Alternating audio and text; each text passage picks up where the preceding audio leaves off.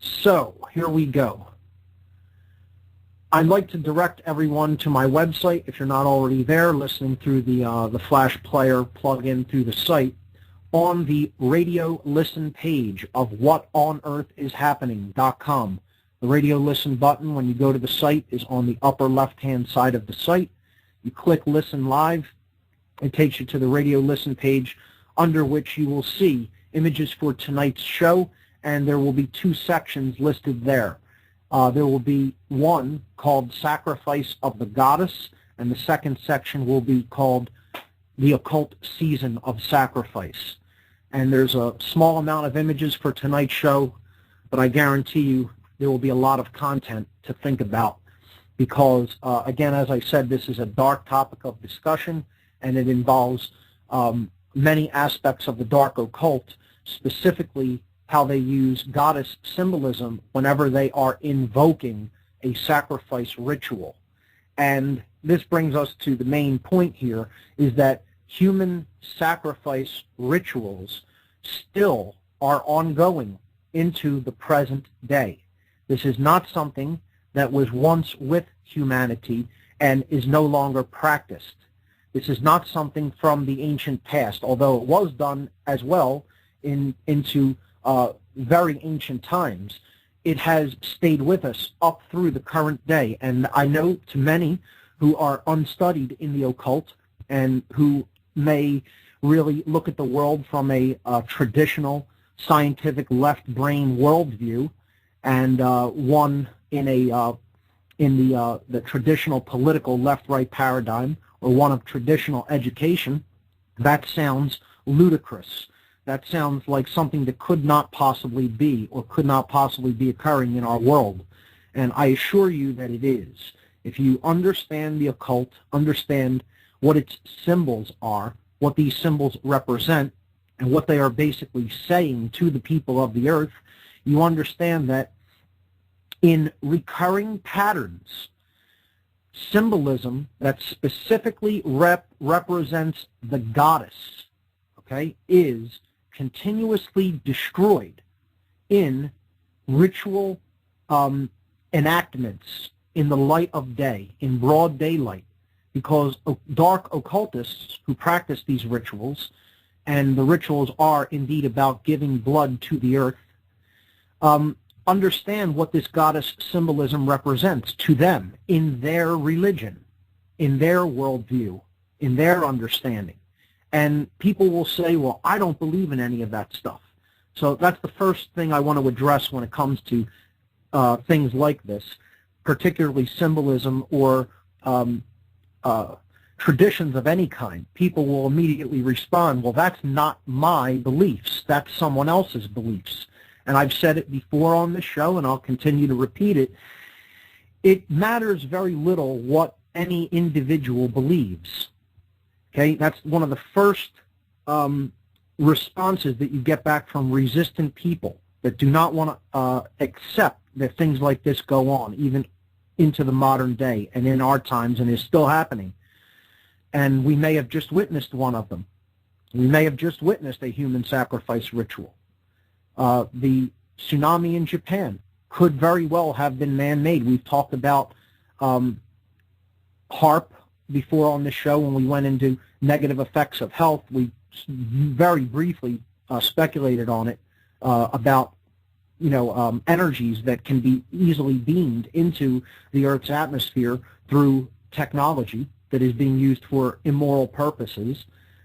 This is, bastardizations of advanced research like what Nikola Tesla was doing, and this is a very immoral application of Tesla technology, scalar wave technology or non-Hertzian wave technology. And what this is capable of could result in something like what we just witnessed in Japan and are still witnessing because of the repercussions of this earthquake and tsunami, what is going on with these nuclear reactors out there. Could turn into a much bigger environmental disaster than anybody dreamed. But to go back to my point, when people initially respond this way, what I tell them is, your beliefs have nothing to do with whether someone else is willing to act upon theirs. I mean, just think about it from a purely logical perspective. If you are an atheist, let's just say that happens to be your worldview and your belief system, and it is a belief system, atheism. Let's just say you're an atheist, okay? You believe that there is no such thing as God or any creative energy or force that is responsible for putting creation here, okay? That's your belief system. Now, is it impossible for you to be affected by someone with a different belief system, acting on that belief system? Of course it isn't. You could be an atheist and a fundamentalist right-wing Christian faction can decide that they're going to go and shoot up an abortion clinic, and if you happen to be in the crossfire of that exchange, it will affect your world, guaranteed. You need not believe in any beliefs that those people happen to believe in to be affected by it. The same thing is true of the dark occult. These beliefs are in existence. People take them into themselves and their own worldview, and they act upon them. Their behavior is based upon what their belief structure entails. Therefore, you don't need to believe in any of this stuff. It's irrelevant whether you believe in it or not. The fact is, I'm simply trying to make people aware that there are people who hold these belief systems. They do exist in this world, and they are the kind of psychopathic individuals who have the developed will to act upon these beliefs in very definitive and extremely evil ways. And that's the point people need to keep in mind. People who don't want to accept this, who are resistant, who exist in cognitive dissonance about some of the stuff that's going on, actually believe that other people are making judgments and enacting behavior that is constrained by the same level of morality or conscience that they are constrained by. And that's not the case. There are people out there who basically have no conscience, and killing thousands of people is nothing to them. It's irrelevant. These are irrelevant lives if they're in the way of the plan that they're trying to put forward. So to take out any number of people, if they're standing in the way of an agenda, is absolutely, there's no thought behind it whatsoever. It's, yeah, do it. Why even wait?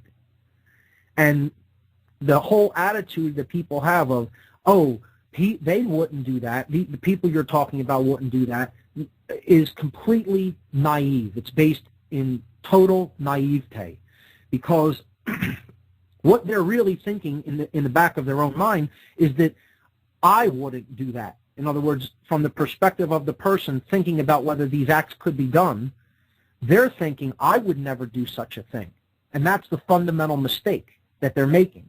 They're assuming that everyone else is constrained by the same level of understanding of morality or conscience that they are constrained by. And that's a big mistake, because, like I said, there are people out there who basically don't have a conscience and would do anything to get what they want to get, regardless of how many lives it affects or destroys.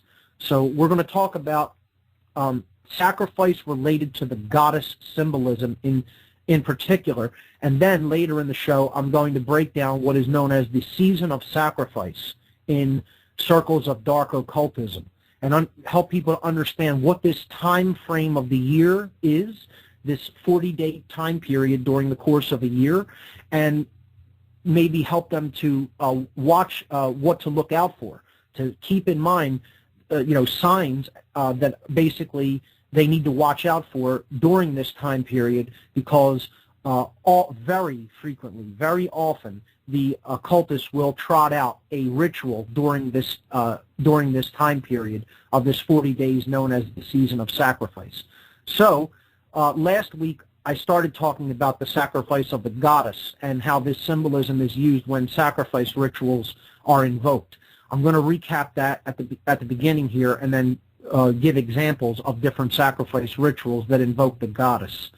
So if you look at image number 1, we showed last week that this is just basically an overview of what we're talking about here. It's the immolation, the burning or the destroying in some form of the goddess, represented, of course, as we saw in previous weeks, the white dove. Okay, so the white dove is being burned or destroyed in sacrifice rituals. The second image is the first example that I gave of how symbolically the dove has come in to replace the sacred feminine figure, okay, the archetype of the sacred feminine.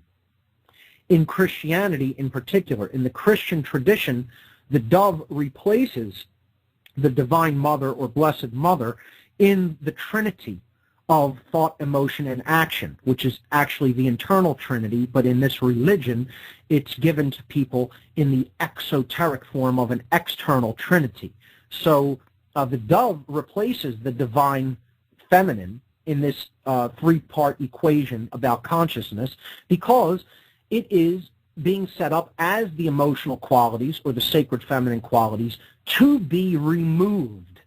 Therefore, a male dominator religion is actually created, and all the things that go along with that form of male domination, as we have seen over the centuries since the adoption in its current form of Christianity in Western civilization. So the dove represents the Holy Spirit in this Trinity. And again, it is the sacred feminine being replaced because it is essentially being downplayed or removed.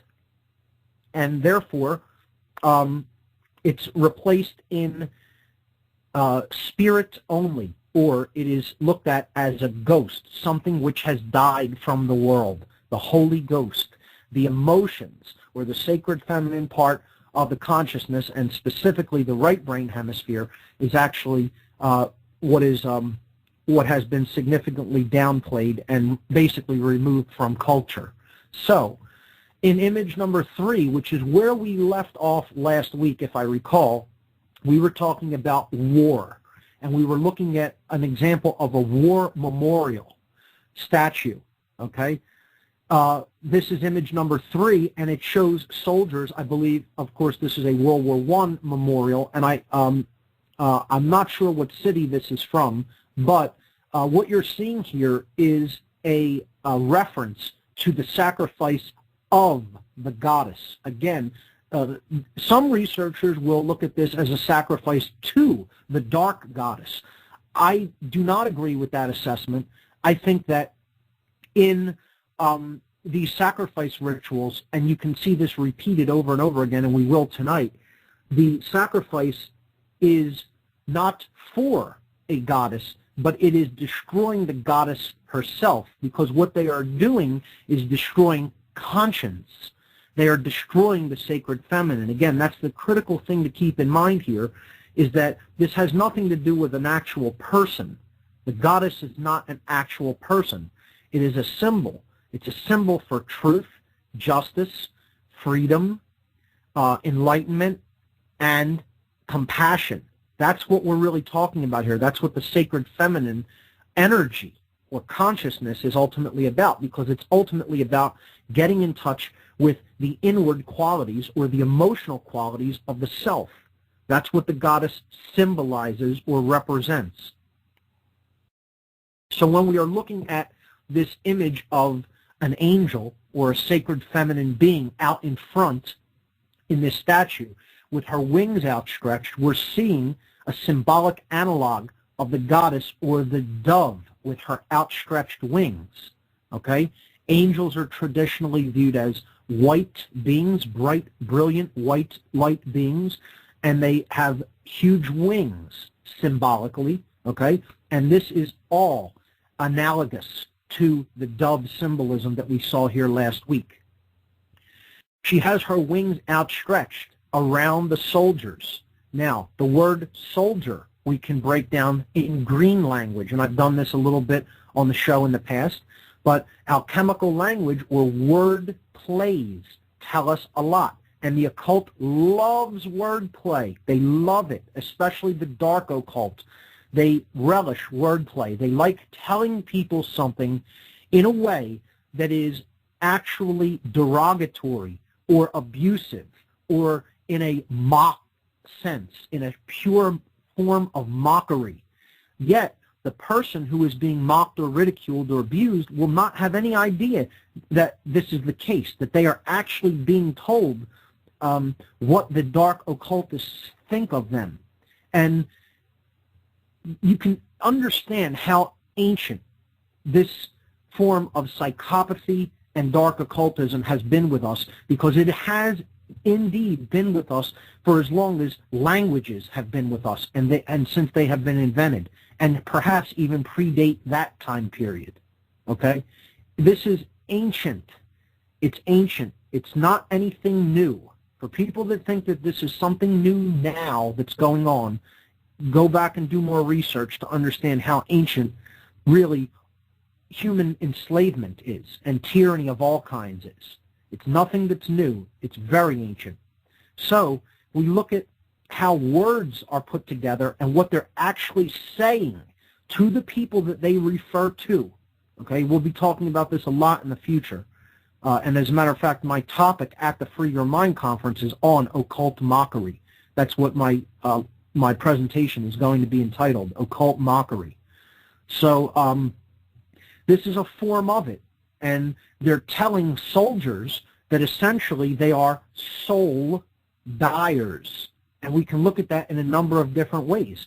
Soul, the first part of the word soldier, okay, is S-O-L. S-O-L is the name for our sun, the sun, okay, the light of the world, okay? Soul, S-O-L, the scientific name for the sun, okay?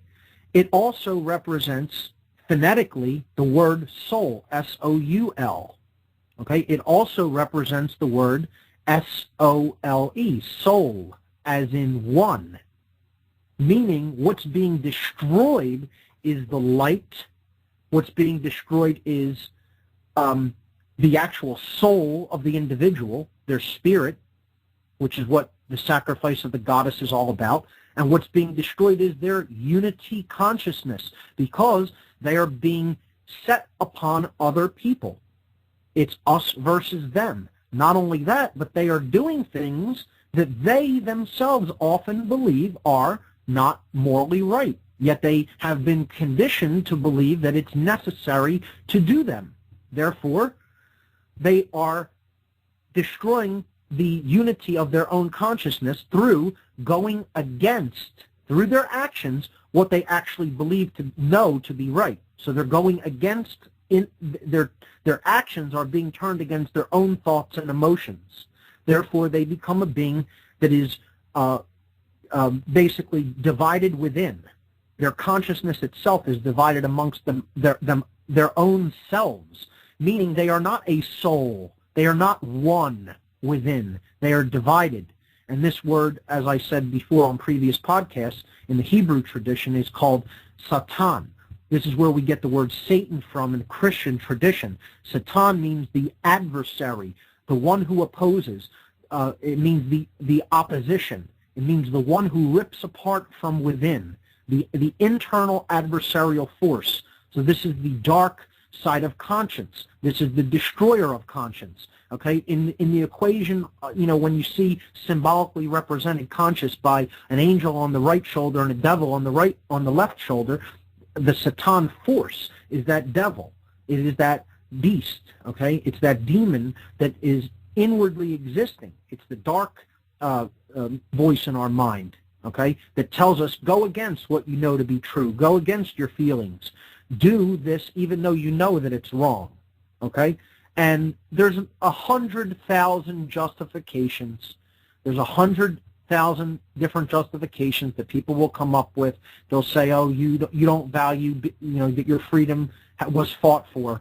Actually, there are times when people need to take a stand against tyranny, but the amount of wars that have been fought that are really about that are negligible in comparison to the wars that are orchestrations, that are basically fought for resources and for the protection of a specific elite group over another faction of the same elite group, or in many cases, the elite group controlling both sides of the equation of war in a dialectic, in a dark example of dialectical mechanics, which we talked about when we discussed controlled opposition as a method of mind control, just to create and manage the outcome, to create a specific outcome that they had planned all along. Many times wars are fought just for the management of the outcome of the chaos that results from the war. So war is a manipulation game, but more than that, it's an example of human sacrifice in the modern day. When you look into the occult and its symbols, you see that soldiers or soul dyers, okay, the second part of the word is dyer, D-I-E-R, one who is dying, okay? The soul dyer goes off to a field of sacrifice. That's what the battlefield is. It's an altar of sacrifice. This is a ritual that is being conducted. That's what war is. It's a modern-day human sacrifice ritual. And the soul dyers, the soldiers, are clad in occult symbolism. And this is what I'll be talking about at the Free Your Mind conference. I won't get deeply into that tonight, but they put symbols of occultism all over their uniforms. The medals that they are given, okay, are also occult in nature, the symbolism upon them. It often involves the goddess, because ultimately what they are being rewarded for is destroying their conscience and keeping it out of the way while they do the murder that their elite masters have commanded them to do to themselves and to other human beings. And in the modern day, war need not be, human sacrifice need not be anything that involves, capturing someone and dragging them against their will to an altar to then slay them through some ritualistic, stabbing or cutting, as it was done in the past. People of the modern day are all too happy in their deep, deep levels of mind control to sacrifice themselves for their occult masters and owners. They go off to war, to the altar of sacrifice, to basically sacrifice themselves, okay, because of what was told to them. Not very often not having anything to do with actual action that was taken. And even if they do believe that it was an action taken, almost invariably it was some sort of a false flag event that was perpetrated by provocateurs of the elite factions. And 9/11 is the perfect example of that dark example of the dark Hegelian dialectic in action. We're going to get to that, but we need a lot more prerequisite understanding of symbolism and orchestration of events before we can really understand what 9/11 truly was and all of the symbolism that goes hand in hand with that human sacrifice ritual. So understand that that's what war is ultimately about. It's about clothing people and draping them in the trappings of occult symbolism, putting a gun in their hand, whispering in their ear, go and get this other person because they're the evil one, they're the bad guy, and then watching the human sacrifice unfold. All of this is done simply to give blood to the earth, as we're going to talk about what the twisted worldview of some of these dark elitists is about, is that if blood is not given to the earth, essentially nothing will continue to live or grow. They believe that the earth is imbued with life force energy because blood is what imbues us with life force energy, as we talked about in the life force symbolism section. Dark occultism actually believes that the spirit or ether or life force energy is contained within the blood of human beings, and therefore this blood needs to be periodically released from the being and given to the planet upon which we live. Otherwise, the planet will not be able to sustain life. And that is a completely crazy belief, yet there are people out there that actually believe that very thing, and not only believe in it, act upon it. And that's why war is continuous. It's continuous. If you'll notice, there is almost never a time in human history when war is not being conducted. Perpetual war is one of the MOs of the elite. It's one of the MOs of the dark occult. And again, I should say the so-called elite, the people who view themselves as our owners and masters and view themselves as elitists, and they're nothing of the kind. They're just twisted, psychopathic idiots, as a matter of fact, is really what they are. They're people who really do not really ultimately know the true nature of self. That's the definition of an idiot. They think that they do, and they have really no idea, because if they did, they wouldn't act the way that they act. As I've said before, quoting the philosopher Yang Ming, to know and not to do is not to know. So if your actions ultimately betray what you say you know, you don't really know that thing.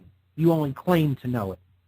So let's look at image number 4 as we go forward here, and this is where the symbolism of the dove and the goddess, which are essentially analogous to each other, are going to become very clear.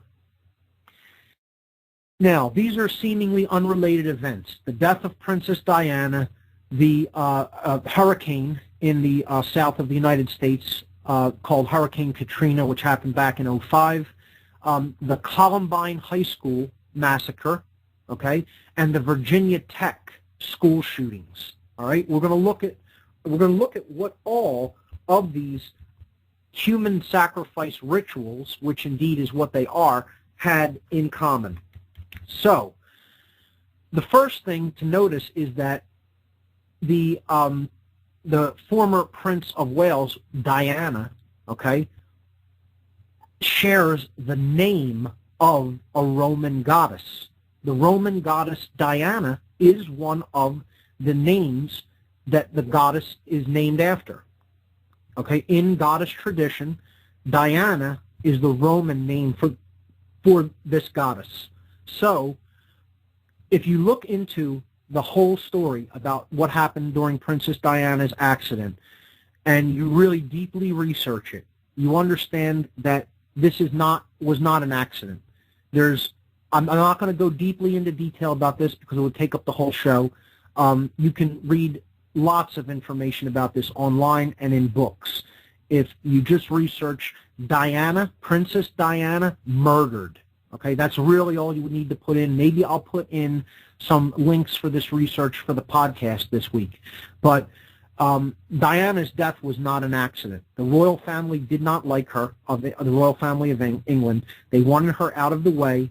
They understood that she was coming into her own as far as people really, really liking her, loving her, wanting to listen to her message. She had a lot of people's ears about what was really going on in the world, and she was affecting change in great numbers. And when they find a person like that, they don't want to keep them around very long, because that person does truly have influence and has the ability to get a lot of people to listen to them. So if you look at the whole story with her driver and the tunnel that she went through, where it passed on the way to Paris, it passed an Egyptian obelisk. It went into a tunnel that was essentially another variation of the goddess's name. Okay, there is so much to this that is symbolic, not to mention her name. And they put a memorial of a burning torch, an ever-burning torch, again, goddess symbolism, in the place where she actually died, above the place where she died in that tunnel. All of this adds up to the fact that Diana's so-called accident, which led to her death, and also she was left there untreated. We don't really know what went on during the time after the accident and when so-called help arrived, because, coincidence of coincidences, all of the cameras that normally watch that strip of highway in Paris were all malfunctioning simultaneously. That's just incredible how that works, that there was no visual record available because the cameras, which normally record everything, were suddenly malfunctioning on that day. Look into it. There's so much more to it. I don't have time to go into all of it on one show, but understand this was a ritual sacrifice, and it was done to get Diana out of the way because she was becoming an outspoken proponent of peace, anti-war activism, and really helping many causes of true humanity, as opposed to the fake causes that the elite set up as vehicles of their fake brand of care, really to get exorbitant amounts of money into their systems of control through their tax-exempt foundations. But what Diana was doing was actual good works, and they didn't want that to last very long, because it would have snowballed into something much larger with her level of fame and, again, her popularity, which is far beyond what any other member of the royal family ever had or could dream of. So they decided to basically take her out in a ritual sacrifice element, which also may have involved Manchurian Candidate-style mind control programming of the driver. If you look into this deeply, you'll understand that this is not something that is just being speculated about. There's a lot of research to back this up, and I'll probably post some links and documents for further investigation in the podcast section with this show. So the key thing to keep in mind here is that this is the sacrifice of a goddess. Again, she's a sacred feminine figure that is developing true care. She is named after the goddess, and she is ritually murdered. Okay? The second example is where you will see symbolism used in form, okay, or in this case in architecture, and this comes up over and over again. Architectural symbolism is something that we are going to cover when we come back to symbolism after a few weeks. I'm going to be covering Freemasonry next because that's a prerequisite to understanding talismanic symbolism, or symbolism that is used on money. So we'll be looking at that after we look at Freemasonry. Then we'll be returning to looking at architectural symbolism, because only understanding Masonic symbolism and some talismanic symbolism can we understand how symbolism works when it is used in architecture. And this is actually one of the more effective modes of symbolism because it's always in place. It's always having an effect simply by nature of the form and the resonant energy that the form is outputting. Now, again, that's also a concept that many people will find difficult to grasp or to accept, but form in and of itself is a form of energy. Shape, okay, archetype, the way something is built, the lines or curves that it has an effect on the subconscious mind. And then that's brought forward into the conscious mind through behavior, okay? So the way a building is built can actually affect the consciousness of the people inside the building, all right? The function of the building is often related to the form of the building, okay? And the form of the building is often used or chosen in relation to specific events, all right? And we will definitely see that when we look at 9/11, because the symbolism of those buildings relates very deeply to occult traditions of many kinds. And we'll be looking at that when we talk about the 9/11 ritual in future weeks. But for now, let's look at the Superdome of New Orleans. This was the place where emergency management officials told people who had nowhere else to go in the vicinity of New Orleans when Hurricane Katrina was striking to go, to wait out the hurricane.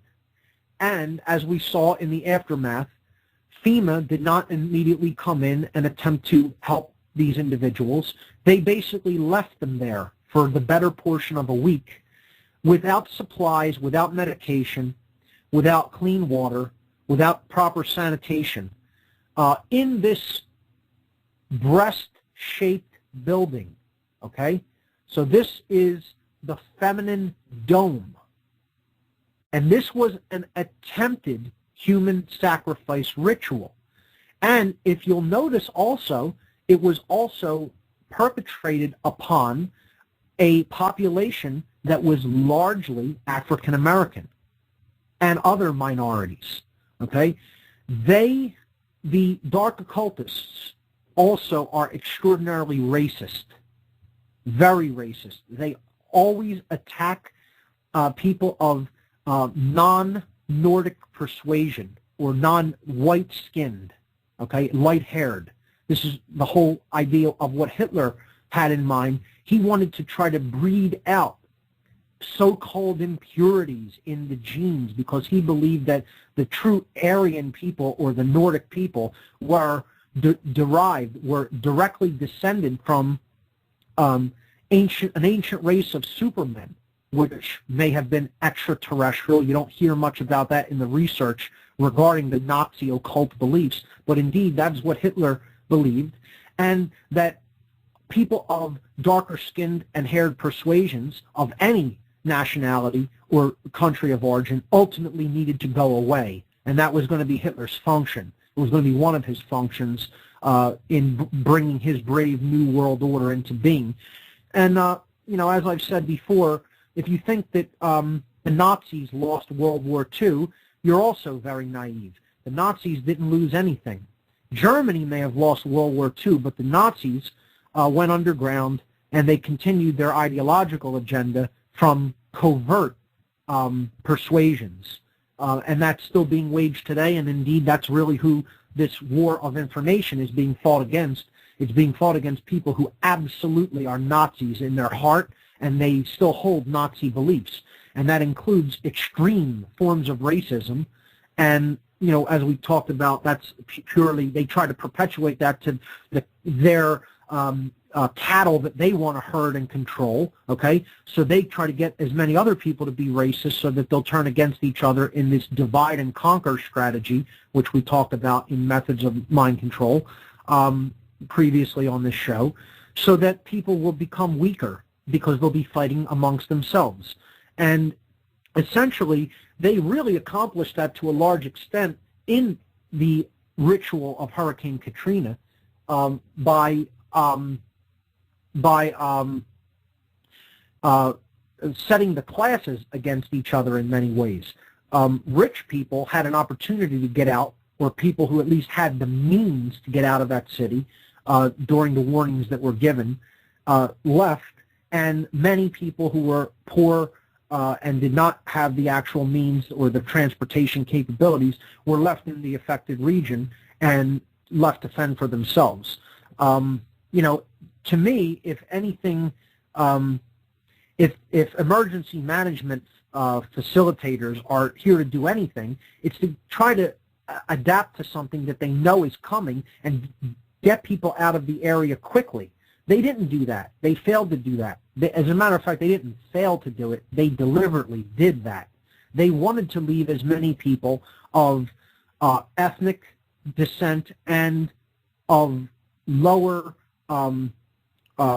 class status as far as money goes in that region because they knew exactly what was coming.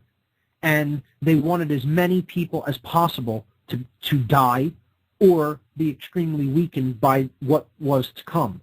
And in doing so, the place that they knew the most disease would breed would be in a confined location. Okay? So they told people to gather together where they knew resources would run out very quickly, where they knew that it would be very difficult to get a fresh line of supplies to, and where they knew sanitation, the sanitary conditions would degrade extremely quickly.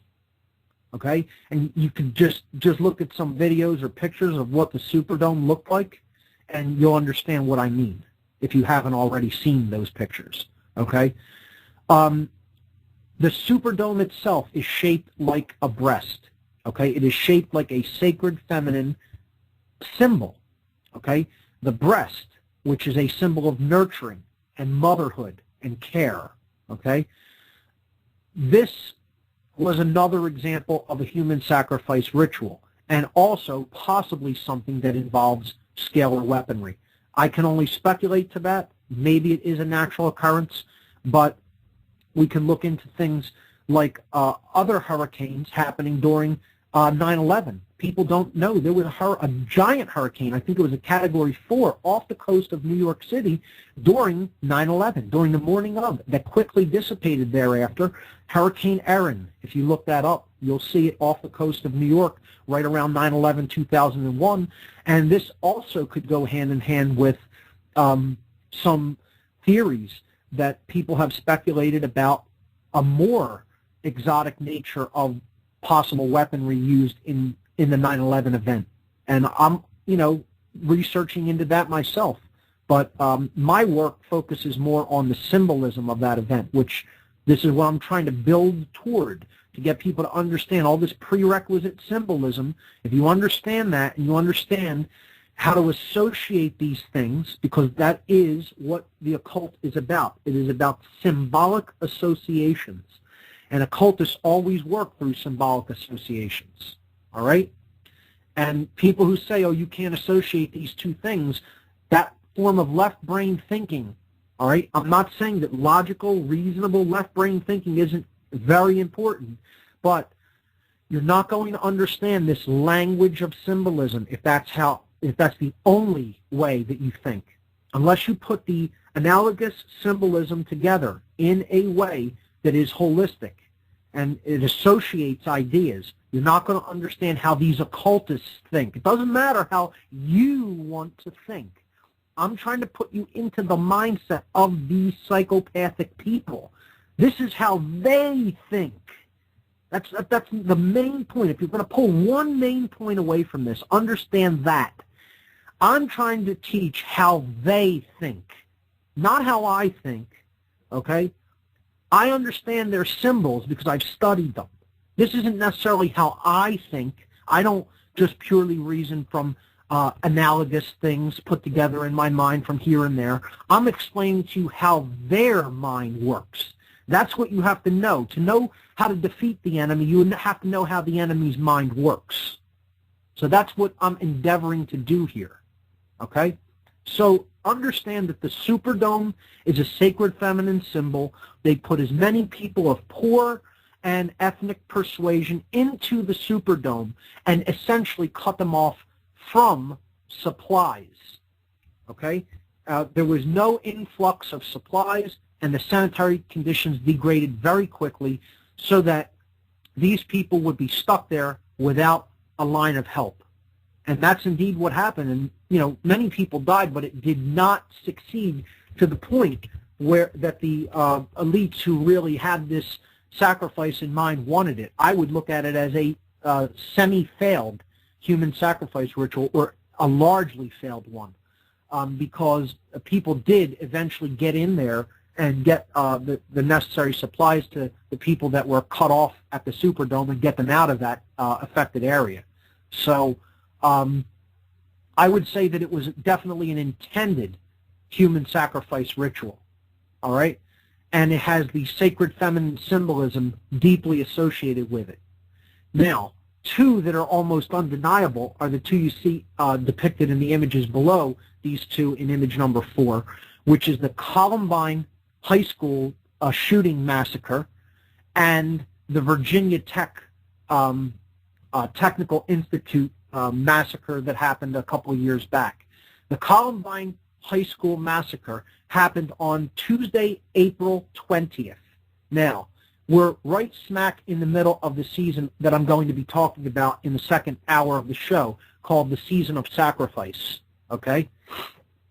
The second thing that you'll notice is, specifically it happened on April 20th, which is another very significant occult day, okay? April 20th is the birthday of Adolf Hitler. And last year, in 2010, on the 20th of April, we had another attempted human sacrifice ritual, which caused incredible destruction environmentally and as far as life goes, mostly with animal life, okay, and is still being felt, the repercussions of which are still being felt. This was the Gulf oil spill disaster. That happened on April 20th. Now, you could keep arguing these are coincidences, that things just happen on these dates. You'll also see the date of the 11th incurred over and over again.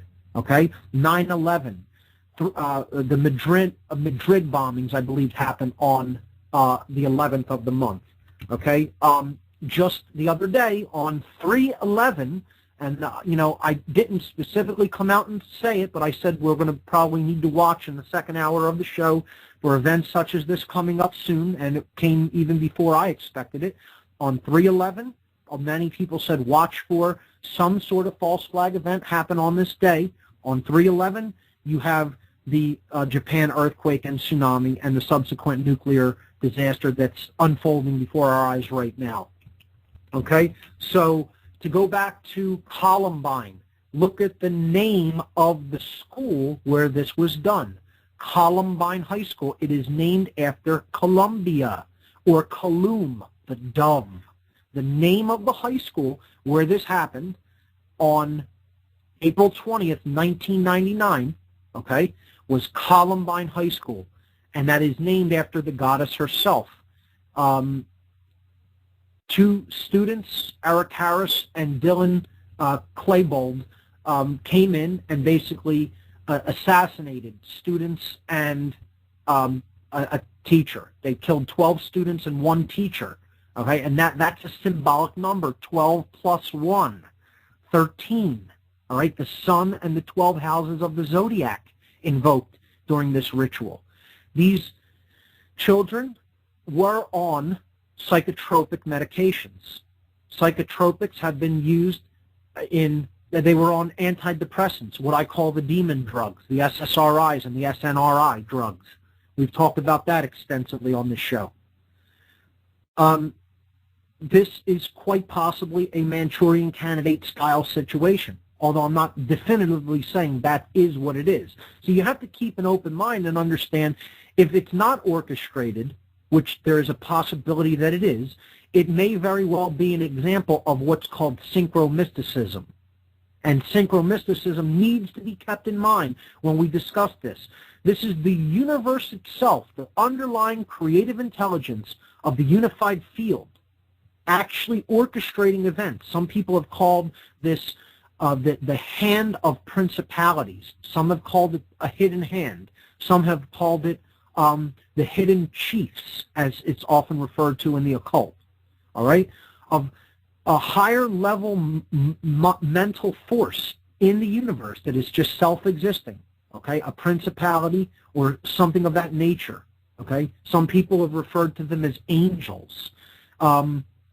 This is where it becomes speculation to me. I'm not going to say what I believe definitively about this, but I'd encourage people go and check out the movie The Adjustment Bureau, which is out now, and it's excellent. This is an example of the dichotomy between the arrangement through higher forces and free will. And the movie is all about free will, and the main hero of the movie, it's phenomenal.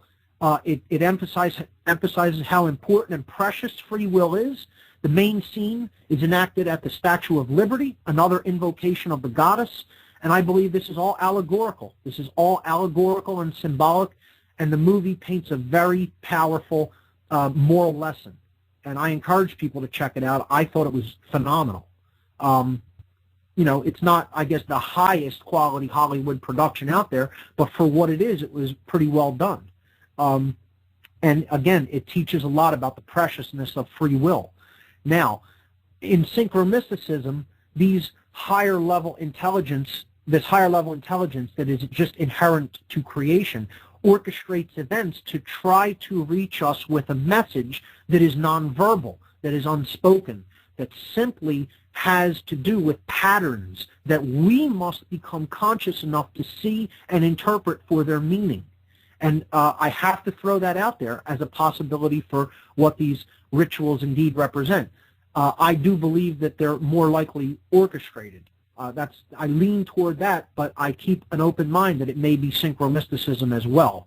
One example I think was clearly an orchestration was the Virginia Tech shooting, okay? And the Virginia Tech massacre happened within the season of sacrifice, which I'm going to lay out what that is very shortly when we go to Oracle Broadcasting.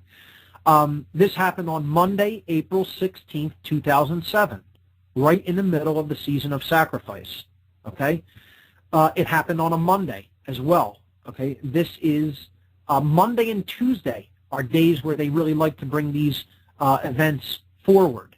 Okay? Not always, but very often. I would also say Friday is a day when they bring them out as well, because Tuesday is an invocation to the god of war, Mars. It's Mars's day. 9/11 was done on a Tuesday. Okay? The Columbine High School on a Tuesday. Monday is the goddess's day. It's the moon's day associated with the goddess. Friday is Freya's day, the Norse goddess. Okay?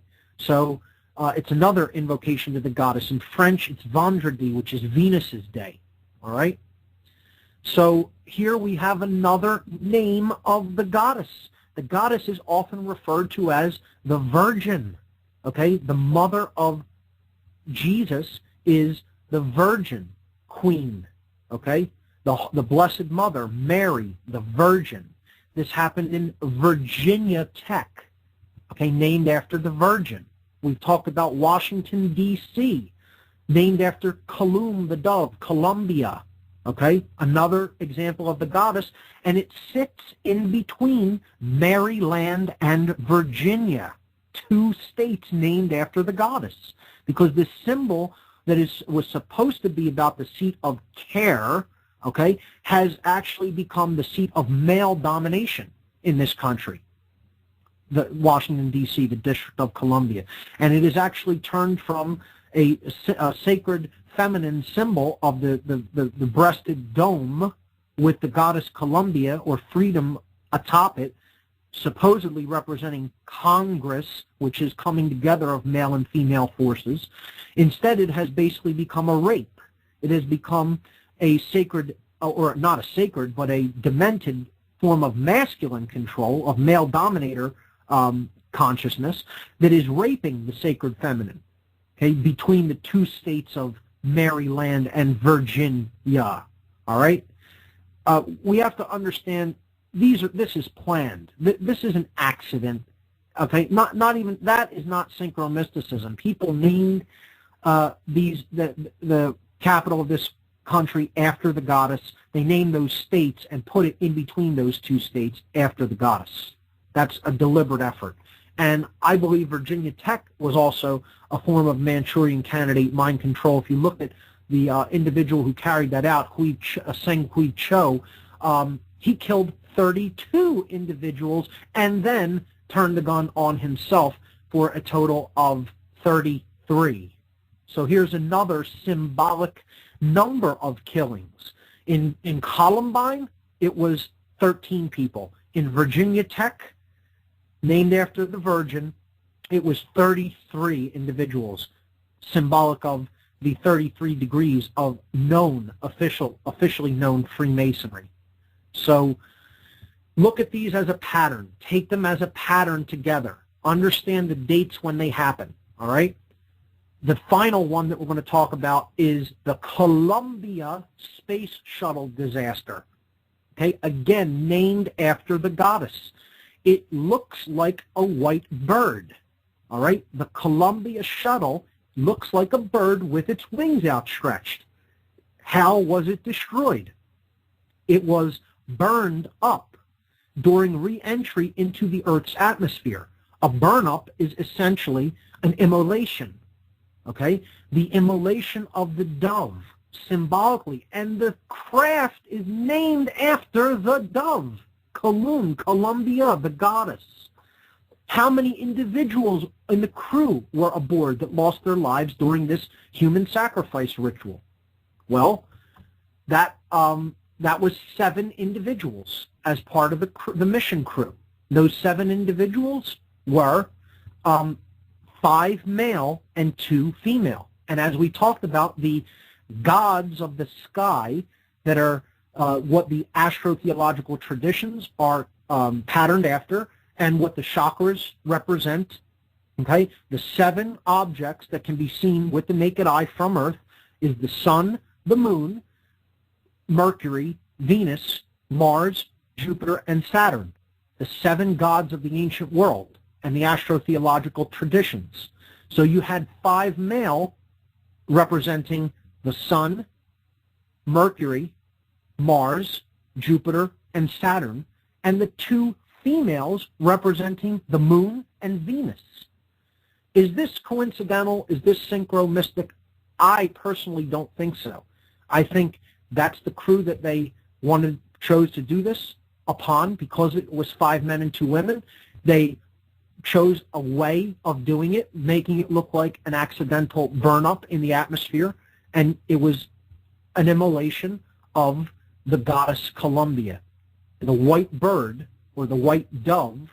And this, to me, is a clear example, understanding this pattern of human sacrifice symbolism related to the goddess and the goddess tradition.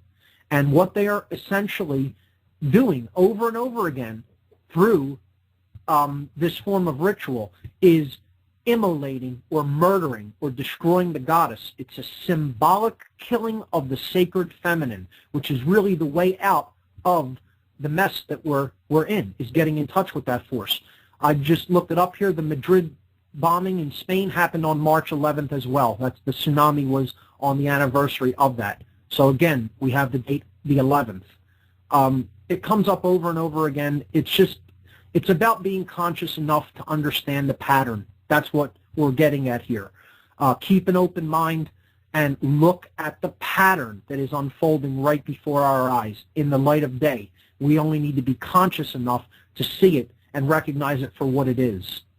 So with that having been said, I'll get to the section on, maybe recap a little and get to the section on the season of sacrifice and what that actually is during the next hour. So right now I'm going to connect in with Oracle Broadcasting and wait for the host of the Intel Hub radio show, Bob Tuscan, to introduce the show. Hold on and bear with me, ladies and gentlemen, while we connect. Here we go.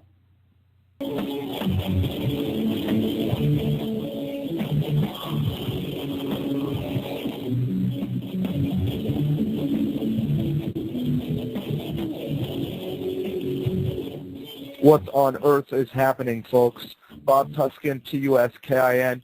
Feel free to add me on that Facebook crap. Anyway, tonight Mark will be taking a look at the occult human sacrifice rituals involving the goddess symbolism, as he's been covering on past shows. And, of course, his show has a wealth of information in previous programs, so check out all the archives at his website. What on earth is happening? We bring to you on the Intel Hub radio show every Tuesday evening for the second hour of the program. What on earth is happening with Mark Passio, and we always kick it off with his introduction, and let's see if I can pull that up. Where did it go? I think my program crashed, and I forgot all about it, so we might have to skip the introduction tonight, Mark. Let's see here. I just love the sound of it, though. Let's see if I can play it in the next 2 seconds. If not, we'll jump right into what on earth is happening with Mark Passio, who is standing by with us, ready to go. Let's see. Can you hear this? I hope you can. Can you hear that? Maybe not. Hey Bob, all right, I'm going to queued up here. I can launch into it. Here we go. All right, let's start with your intro music. You play it on your end, and I apologize about the glitch there, and we'll jump right into it. Wait a minute. That's what it's all about. Here we go. That's what it's all about. Oh, no, Mark. Skip the music. It's not meant to be. Mark, sorry about that, Bob. I tried to patch it through, but it looks like I'm having a little bit of audio problems on that. Yeah, it's not meant to be tonight, and that's quite all right. Not everything has to be perfect. Let's jump into it, though. What in the world is happening? Here's your host, Mark Passio. Bob, thanks so much. So, welcome, Oracle Broadcasting listeners. You're listening to What on Earth is Happening. I'm your host, Mark Passio. This is the segment of the Intel Hub radio show that I host every Tuesday evening at 9 p.m. Thanks, Bob, for that introduction. In the last hour, we were talking about a very dark topic of discussion, which we're going to continue in this hour. We were talking about modern-day human sacrifice rituals that are conducted by dark occultists and what their system of beliefs are that lead to this form of behavior. And we were looking at examples in the modern day of sacrifice rituals, what I believe were sacrifice rituals, that involve the invocation of the goddess symbolism that we looked at last week, and actually in the last couple of weeks. And it is a destruction of the goddess symbol, because that is ultimately what dark occultists and dominators of any type really want to destroy. They want to destroy the sacred feminine within consciousness. They want to immolate care, as we talked about when we looked at the Bohemian Grove ritual and what the symbolism in that ritual represents.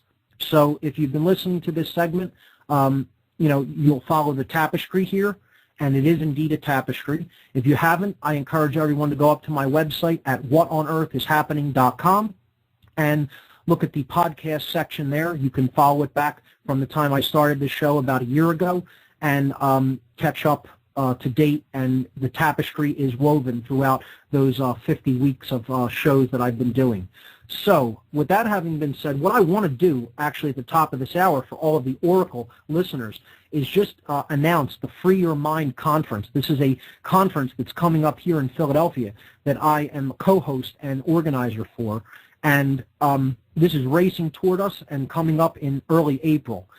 Free Your Mind is a conference on consciousness, mind control, and the occult, and it's scheduled for April 9th and 10th in Philadelphia. That's Saturday, April 9th, and Sunday, April 10th. The location is Ruba Hall. Ruba Hall is at 414 Green Street here in Philadelphia, and the doors will be opening at 9 a.m. The speakers will begin at 10 a.m. on both days. Admission price is only $20 per day if you get your tickets in advance by visiting the website. If you get them at the door, the tickets are $30 per day, per person.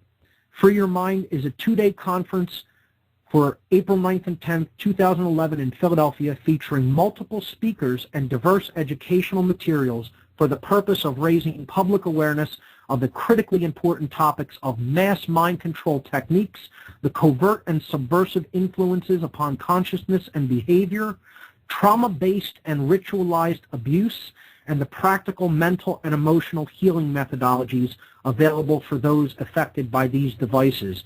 We have 16 phenomenal speakers lined up for this unique event, including Aaron McCollum, Alfred Weber, Andrew Basiago, Bob Tuscan, Farah Yurdozu, Freeman Fly, Jan Irvin, John Nicholson, Joseph Mara, Larkin Rose, Laura Eisenhower, Mark Matika, myself, Mark Passio, Michael Kelly, Paul Marco, and Suzanne Taylor. We'll also be having an exclusive Philadelphia screening of Suzanne Taylor's great documentary film, What on Earth? Inside the Crop Circle Mystery, at the end of the day on Saturday evening. And on Sunday evening, we will be having a panel discussion and Q&A session with whatever speakers happen to be remaining at the conference at the end of the day and want to take part in the panel discussion. So I encourage listeners on Oracle to please check out the Free Your Mind Conference. If it's something you feel you can attend, we would love to have you at the event. For more information, go to the conference website at www.freeyourmindconference.com. Free Your Mind Conference coming up April 9th and 10th here in the city of Philadelphia. So let me go forward back into the topic. And what we were talking about at the end of the last hour was goddess symbolism being invoked in human sacrifice rituals. We talked about war as being a human sacrifice ritual. Okay? We talked about the removal of the sacred feminine from the so-called Holy Trinity, okay, being replaced with the symbol of the dove as the Holy Spirit. But instead, the Divine Mother of that equation has been removed or taken away or relegated to the status of a ghost, the Holy Ghost. The Spirit has been removed. It's been killed from the world, okay? We looked at the death of Princess Diana, also named after one of the goddess incarnations known as Diana in the Roman tradition. Diana was the goddess, okay? We looked at the sacred feminine breast as a symbol, the symbol of the breast itself, or the dome, a domed building, often used to invoke the sacred feminine. And we see how that is subverted in Washington, D.C. It is dwarfed by the obelisk, or the phallic symbol of the Washington Monument, okay?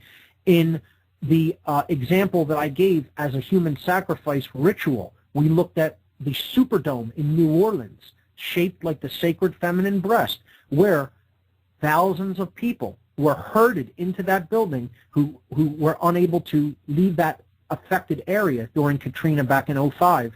And they were left there without food, without medical supplies, in horrendous sanitary conditions, and FEMA largely did nothing about it for almost an entire week. So we saw two other examples invoking the goddess's name. Columbine High School. We'll talk about that more, Mark, on the other side of the break.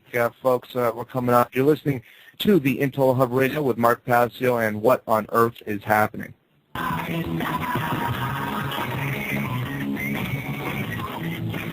All right, we're back on What on Earth is Happening as part of the Intel Hub Radio Show. I'm your host, Mark Passio, my website, whatonearthishappening.com. I would like everyone to go to that website and check out the images there that I have listed for the discussion tonight. If you go to the radio listen page on the website, there you will see images for tonight's show, and you will see two sections, Sacrifice of the Goddess and the Occult Season of Sacrifice, which is what we are getting ready to talk about tonight. Before we do so, I want to bring up the two of the sacrifice rituals to lead into this segment that I talked about in the first hour, and that was the two school shootings, okay? These are basically destructions of innocence of people who are very young. Okay, now whatever you think of high school students or college students, that's not the point. They are invoking the destruction of youth, okay, like they do at Bohemian Grove as well. They burn a child. Human sacrifice rituals very frequently involve the young. Soldiers are also quite young, usually between the ages of 18 and 25, the vast bulk of them. These are people who really have not fully, truly understood the important things about life yet. They really are often very confused individuals and are trying to sort out what's really going on in the world, and most of all, what's going on within themselves and in their own life, and how their life fits into the bigger picture. So you have to understand these sacrifices often involve people who are not very learned or well-read or well-educated. It's people who are loners and isolationists and people who basically already have some sort of emotional issues going on within themselves that can be used for these rituals. I believe that that is what was done during Columbine and Virginia Tech, and understand that these two rituals both invoke the name of the goddess. Okay, the Columbine high school shootings, which happened on the morning of April 20th, 1999, were done at a high school that was named after the goddess, Columbia. Okay, one of the names of the goddess is Columbia. It comes from the derivation comes from the French language and other Romance languages, which the root kalum stands for dove. It means dove. Okay, so the goddess symbolism of the dove here is being invoked at Columbine High School. All right, 13 people were killed. We talked about that as a symbolic number. The sun and the 12 houses of the zodiac. It's the killing of the light. Okay, again, the light is also associated with the sacred feminine because the illuminated torch is one of the goddess's symbols, as we saw when we looked at the Statue of Liberty and Columbia in general, the symbolism for the goddess and the dove. Okay, Virginia Tech also happened within this time period that I'm about to talk about. This happened a little bit earlier in the year. It happened April 16th, 2007, but it was also well within the time period, the 40-day period called the Season of Sacrifice, which is what the main topic of this hour is going to be. And for there, we're going to start going to the images that are in the second part, the second section on the website there. It says the occult season of sacrifice. Okay, so here's the second example here that I'm offering as an example. The Virginia Tech massacre happened in Blacksburg, Virginia in 2007. It happened during this occult season of sacrifice that we're going to be bringing up. And it is also named after the goddess, the Virgin, Virginia. Okay, we talked about the District of Columbia being situated between two states that are named after the goddess. The male phallic energy of the government, okay, male dominator, okay, being placed in between the two sacred feminine states named after the sacred feminine, Maryland or Maryland and Virginia, the Virgin. Okay, this is not accidental.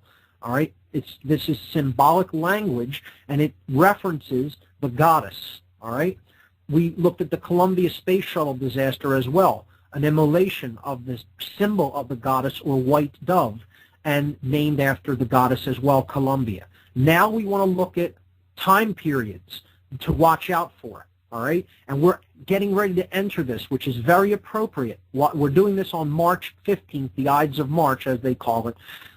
But we are getting ready in 4 days to enter this time period, which is why specifically it's very actually synchronous that this would happen, that this show, which is what I was going to be talking about, would occur right now at this time, because we're, again, about to enter this time period. So if we look at image number 1 in this section called Occult Season of Sacrifice, this is simply the Zodiacal Wheel that we've already covered on this show in previous broadcasts. And it shows you the quartering of the zodiac that the ancients did to basically show the path of the sun during the course of the year, and how the sun was essentially the giver and bringer of life, the thing that basically made all life possible on the earth, okay? And to show when the seasons of the sun's vibrance and high points are during the course of the year, to know when to plant and when to harvest, because then in the darker time of the year, which we call the autumn and winter, crops do not grow very well, and basically that's a season of death. Okay, so we have when the sun is in the northern hemisphere or above the equator, that's spring and summer. When the sun goes down below the equator in the northern hemisphere, that's the dark season, or the seasons of autumn and winter. So really in the ancient interpretation, there really technically were only 2 seasons. We create a more subtle quartering with the quartering the zodiac through the summer and winter solstices, and the spring and the autumn equinoxes. So you can see that cross, that equal-armed cross that is vertically and horizontally oriented, is created by the solstices and the equinoxes. That's the equinoxes are the time when the sun is right at the equator with relation to the earth. It does not make any angle with respect to the earth's equator. Okay, and what drives this angle is the tilt of the earth with respect to its orbit around the sun. That's what creates our seasons. We talked about this in the astrotheology section many weeks back. The 4 seasons then basically create the spring, the summer, the autumn, and winter, and we have the favored season being the season when the sun is above the equator, being halved by the summer solstice line. Okay, so that creates spring there in the first part of that coming up above the horizon, above the equator mark, the 0-degree point, and then before it sets below that point, it passes through its high point, the summer solstice, and into the season of summer. Okay, so the sun goes around this in a clockwise fashion during the course of a year, and at the midpoints of this quartering of the zodiac into the 4 seasons, we see the main Sabbats, or the holidays, the special days of the occult. Okay, these were celebrations in ancient times, and up through the modern world they still are, although they carry a very dark connotation in the dark aspects of the occult in the modern world. And I'll try to briefly explain what these Sabbats were about. May 1st is the critical one to keep in mind tonight. This is May Day, or Walpurgisnacht, St. Walpurgis Night. Okay, Hey, Mark, Mayday, Mayday. Let me interrupt real quick, and we'll get back to that at the other side of this break.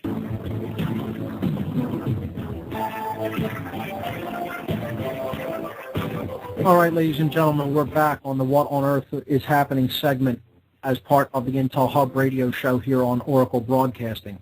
We were talking about the occult season of sacrifice, and I'm attempting to basically get to the explanation of what that is and how it is invoked and what to watch out for coming up in the next 40-day period starting on March 19th.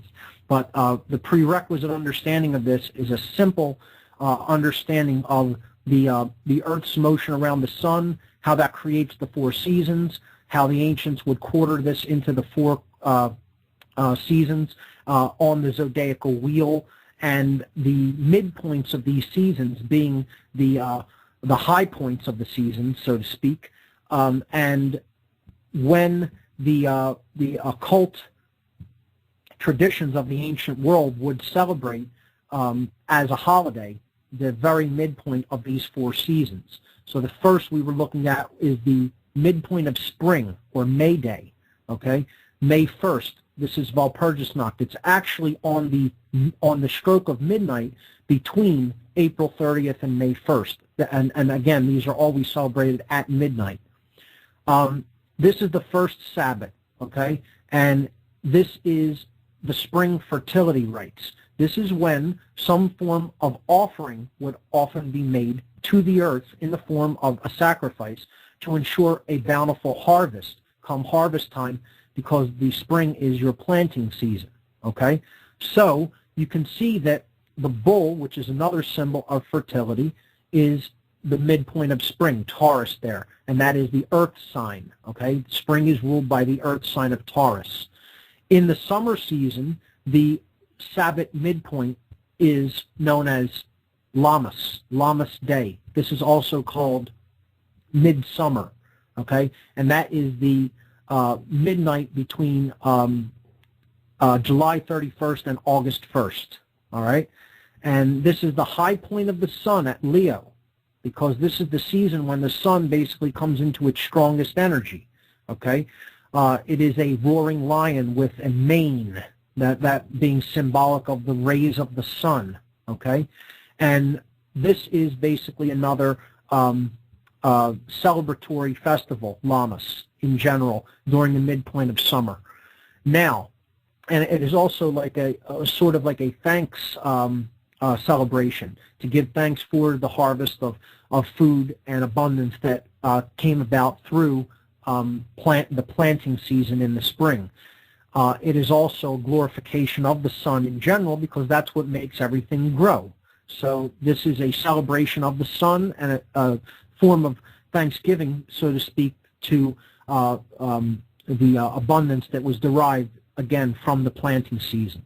Now, when we go into the season when the sun enters the southern hemisphere, which is after the autumn equinox, that is the lower 6 zodiacal signs on this chart here in image number 1 on the section called Occult Season of Sacrifice on my website, on the radio listen page, we see the midpoint of the autumn season, or the fall, because the sun is now falling in strength, and this is ruled by a water sign, Scorpio. Okay, the sun has been stung by the venom of the scorpion and is losing strength during this season. Its midpoint is directly at the midpoint of Scorpio, which is October 31st. Okay, this is the midnight between October 31st and May 1st, and November 1st, and this is called Hollow Mass, or Samhain, as it is written here. That is a Druidic word, and basically this part of the ritual is this part of the Sabbaths, Hollow Mass, is essentially about death. Okay, it is essentially about valuing life that is lived in its fullness, and also giving homage to the souls that have moved on and are dead. Okay, that are no longer in incarnation within the physical world. Okay, so it's known in the Christian tradition as All Saints Day, November 1st, and All Souls Day is then follows it on the 2nd, I believe, of November. So this is like an honoring of the ancestors, of the spirits that have moved on beyond this world, and this is also a time when sacrifices are conducted. Okay, I would say this date is probably the second greatest point of sacrifice during the occult year, and is considered the second most important next to Walpurgisnacht or May 1st. There is also another major Sabbath that happens during the winter season in the midpoint of Aquarius, and that is Candlemas, also known as Invoke in the Druidic tradition. That's on February 2nd, and this is kind of like a celebration of the spring getting ready to come on, okay, and looking forward to the time of life and rejuvenation, okay? So this winter is halfway over, and basically it is a looking forward to what's going to happen during the next year, the next year of the sun cycle. And we see this in prognostication rituals like what we see during Groundhog Day.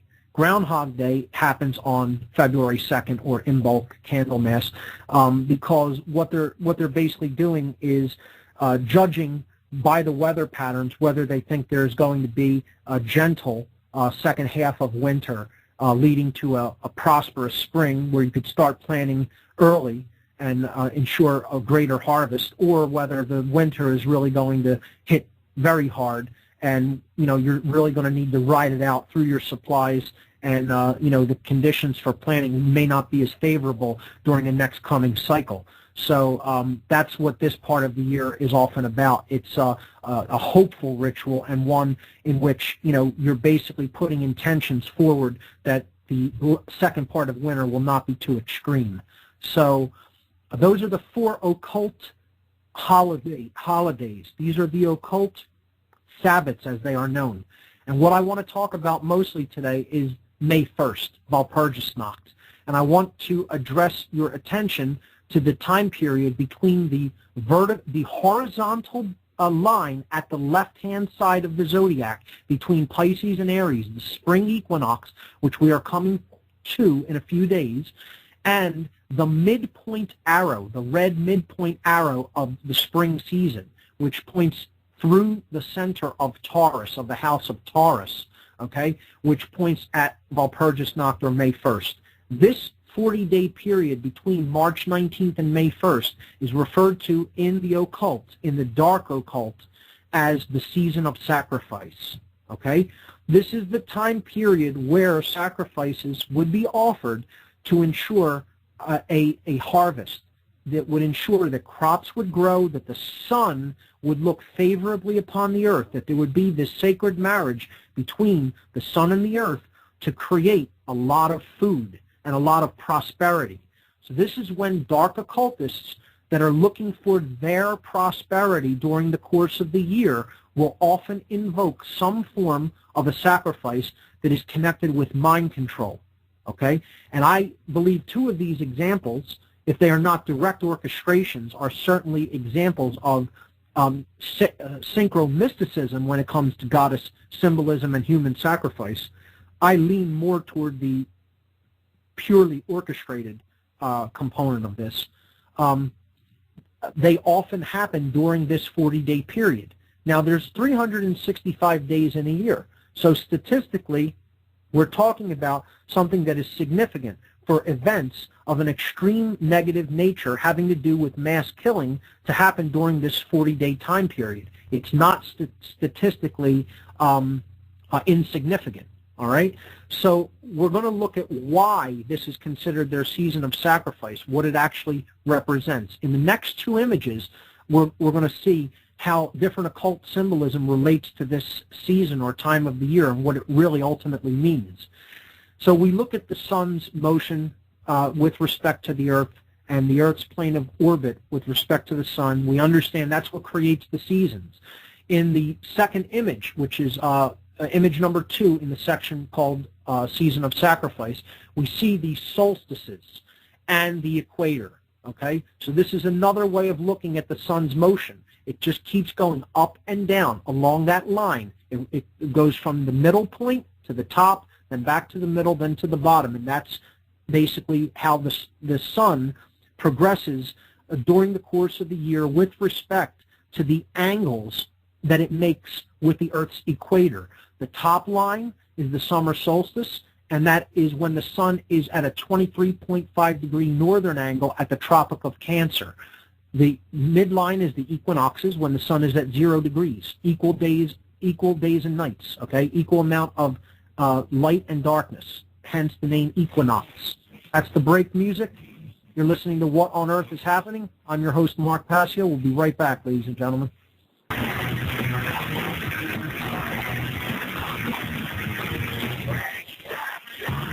Smashing Tyranny is what we do right here on What on Earth is Happening and on the Intel Hub radio show right here on Oracle Broadcasting.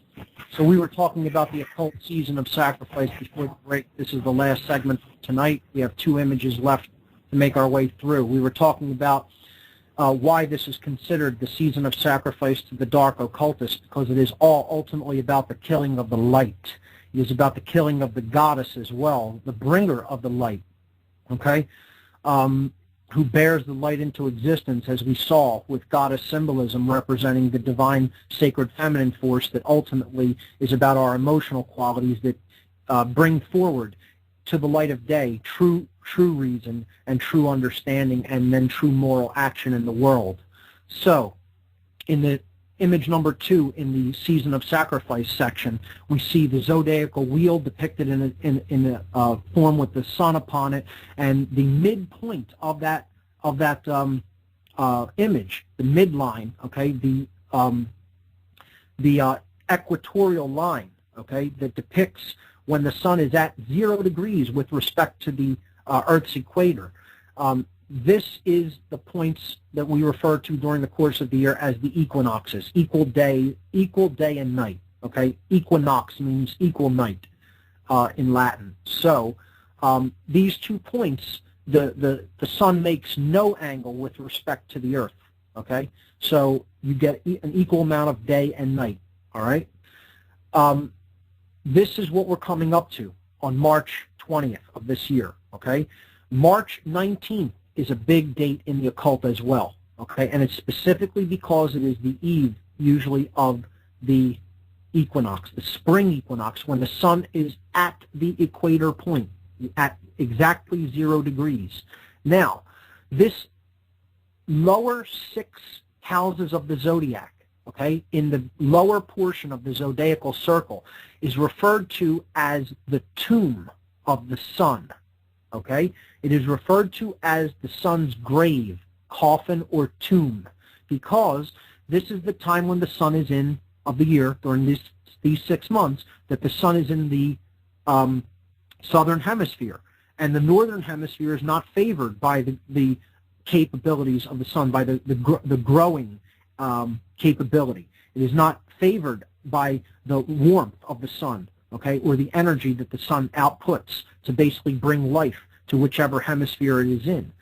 Hence, when it is in the southern hemisphere, the northern hemisphere is experiencing its death season, okay? Things do not grow. When it is in the northern hemisphere, there is a rejuvenation of the earth, and crops then do grow, okay? So, on the second right-hand side of this image, we see the date March 22nd. This is when the season of sacrifice comes into being. And symbolically, this date represents something to dark occultists. This is because it actually breaks the equatorial line. The whole disk of the sun is not at the equator anymore, okay? It actually comes up above the imaginary line that defines the equator, the sun's disk, okay, as you can see visually depicted there. So this is the 3rd day after the beginning of the equinox, okay? So again, on the 3rd day, the Son of God rises from the dead, okay? This is all about astrotheology. We talked about astrotheology extensively. This is the root of that part of the Christian exoteric tradition. It is about the sun rising after 3 days of darkness. 3 zodiacal houses, he was at its lowest point of power at the winter solstice, December 21st, 22nd. Okay? After 3 days, he is born, okay, symbolically at Christmas. December 25th is when the sun starts moving back north again, but then he rises out of his tomb after 3 days. Capricorn, Aquarius, and Pisces, the 3 houses, zodiacal houses that comprise winter. So that's what you're seeing here. And then they repeat this cycle in 3 actual physical days. Okay? After the spring equinox, the 3rd day is March 22nd, 322. That's what it represents. This is the rising of the sun, okay, or Lucifer rising. The sun or the light looks in Latin, and fere means to bring. The light is being brought to the northern hemisphere, okay? And again, dark occultists are in fact Luciferians. Okay, they are a solar cult, all right? So I wrote here, on the 3rd day after the spring equinox, the sun breaks past the equator, thus fully emerges from its tomb of the southern hemisphere. This symbolically represents Lucifer, the light bringer, rising from the dead to begin his journey toward his highest place of power at the summer solstice, okay, which you would see at the top of that zodiacal wheel depicted, okay, right at that line, at that vertical line, all right? Lucifer means lux plus fere in Latin, light bringer, okay? These high and low points of light can also be seen in the cryptic tracing board of Tubal-Cain. This is connected with the Royal Arch degrees of Freemasonry, and it is shown below. Okay, this is when you are starting to be introduced to what is known as illuminized or illuminated Freemasonry. All right, and there you see astrotheology symbolically depicted. You see the planting season and the season of death. Okay, the season of life and death. Above is the season of life. That's the arch, okay, is depicted on top of that season of light. You have those 6 zodiacal houses. And then below is the season of death, there with the sarcophagus below and the light streaming down into it from above, depicting that we symbolically need to get out of our spiritual death and come to the light. But as you see at the top, the world is kind of in ruins or disarray, because that is what Enlightenment is about. It's coming to enough awareness or light to understand how much the world is certainly in disarray and disorder and chaos. That Enlightenment doesn't have extraordinarily positive lessons to teach us about our current state, okay? It has extraordinarily positive messages to teach, but it's showing us that we're nowhere near there yet. And we have a long, hard, arduous journey ahead of us if we're going to create a world that resembles order or peace or harmony or freedom in any way. And that's what this tracing board is explaining. Now, this can also be seen by turning the 1st degree tracing board of the entered apprentice degree onto its side, okay? And you see that, and we haven't gotten into the symbols of Freemasonry yet, so this is kind of jumping ahead, but it's a brief explanation. These pillars represent the 3 lines we just saw above. They represent the solstices and the equinoxes, okay? The solstice, summer solstice, is depicted as the pillar of the sun or strength. That's the pillar of Jachin in Freemasonry, or Jachin, okay? And that's when the sun is at its highest point of power. That pillar represents the Tropic of Cancer, 23.5 degrees north of the Earth. The Earth is symbolically depicted as the floor of the house, because we have to stop identifying with base consciousness and earth-bound, ego-bound consciousness. And we have to start to understand the consciousness of the gods, okay, or the consciousness of higher beings, depicted there by the sun, the moon, and the all-seeing eye.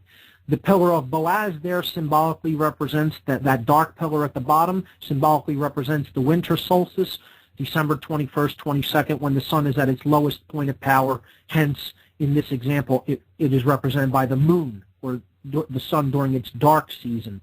The moon being the god that is out at night, the goddess that is available at night, that is seen at night and depicted in its crescent form there. The all-seeing eye represents balance, because that's how the all-seeing eye is activated. We talked about that when we talked about pine cone symbolism and the pineal gland. We need to bring the sun and the moon together to create balance, which really creates higher levels of consciousness and grants us access to Jacob's ladder, or the ladder toward higher consciousness, out of earthbound ego identification to cosmic consciousness. So I hope that people can symbolically follow that. Okay, we have to shift our brains out of left brain modality and into holistic thinking to understand these associations. I'll be breaking this tracing board down extensively in the coming weeks when we get into Freemasonry and the tradition and philosophy that represents. So what I want to be looking forward to that, Mark. Got it. That's all the time we have so much. All right, folks, we'll be joined with Mark as usual Tuesdays on the Intel Hub Radio Show. We'll be joined tomorrow night with another great program. Stay tuned. This is the Intel Hub Radio Show. Our website, theintelhubradio.com. Mark's website, whatonearthishappening.com.